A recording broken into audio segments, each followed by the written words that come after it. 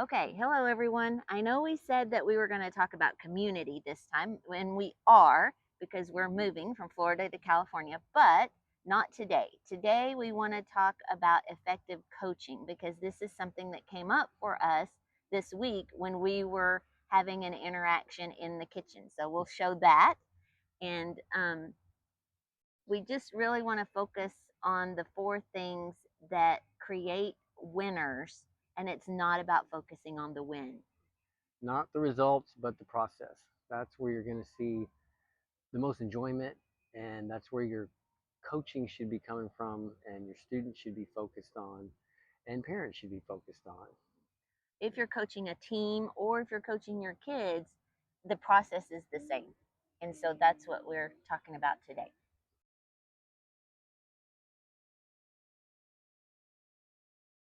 Good morning, everybody.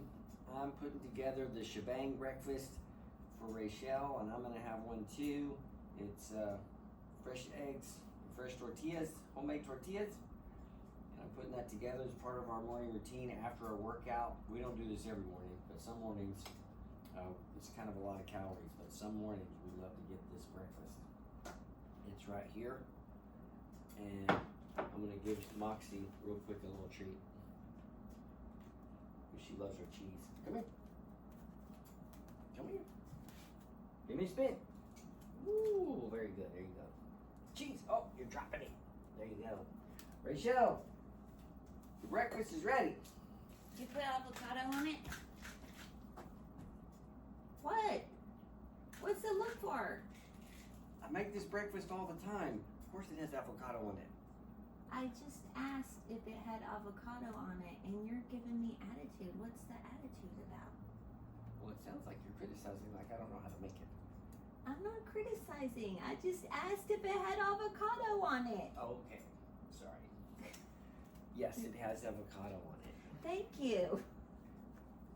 All right, everybody. So, in that moment of Rachel asking me about the avocado, I felt criticized.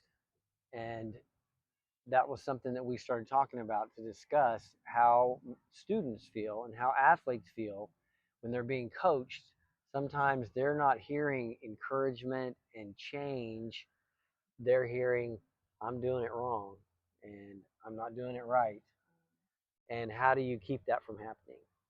And I really got in that, what brought up this discussion was I really got after that interaction that I do that to him. Like he doesn't know what I'm filtering up through my head when he says something simple like tilt your paddle some more, and I'm hearing all of these other things. And then I respond reactively instead of responding. I'm reactive, and I can't imagine how hard it is for you to coach me. Well, it makes hard coaching your kids really hard too, because we've done that, and I know how I made my kids feel, and how difficult it was for them to feel encouragement from me rather than criticism. Yes, so this is our formal apology to all three of our children that we were reactive ourselves and responded to their reactivity reactively. So we are begging all coaches and parents to be much more emotionally mature than we were and respond to that reactivity, that snap when they snap at you. Like take a breath, take a step back, and ask them, what did you hear? What did you hear me say? What is it that I said that's getting you upset, Mm-hmm. and why is it upsetting you? And that will make your relationship on the in on and off the court much easier and much more Yeah. smooth.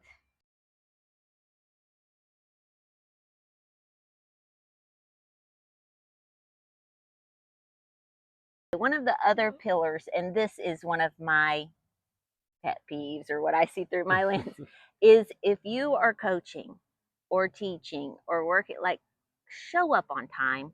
How can you expect your kids to be responsible and respect your time on the court if you're not there on time, coaches? So I would say show up on time, be prepared, be consistent, and know how you want to be before you get out on the court. Like when I go into a classroom or I go into working with kids, I want to be enthusiastic, I want to be energetic, and I want to be prepared. And granted, because I've been a therapist for 30 years, it's easier for me to be prepared than it is someone who's just out of school. Like they have to spend more time on that preparation part.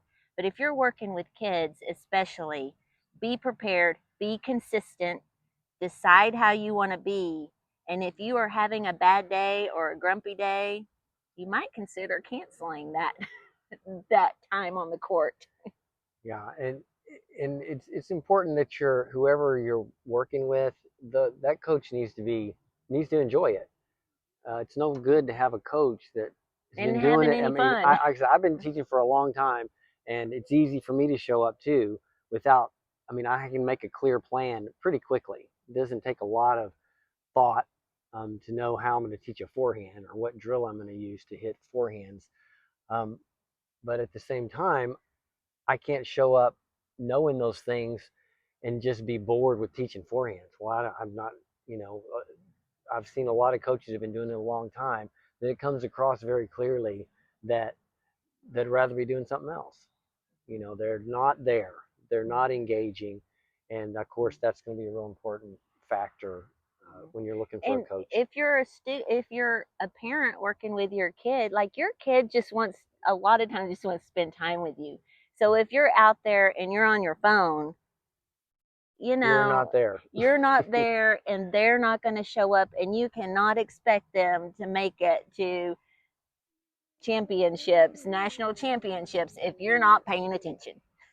Yeah, you got to be on the court with them, Yeah. and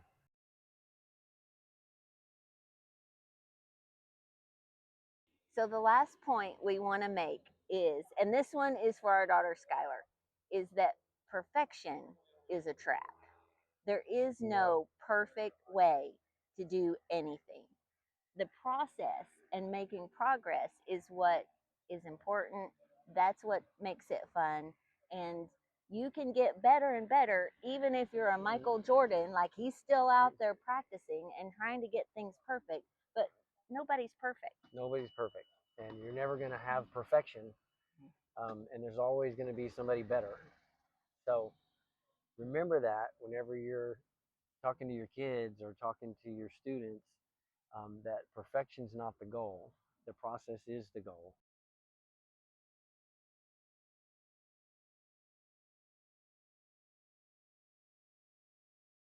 Okay, Okay. to wrap that up, have fun, coaches. If you have a goal to be more responsive and less reactive, leave a comment below. Let us know how you plan on doing that. And be sure to like and subscribe. Push that little bell button so you get a ring every time we're on. And come join us next week, which maybe we'll do the community one Maybe next week. we'll see. See, see We what kind of pops roll up with in it. the We kitchen kind of next roll week. with it.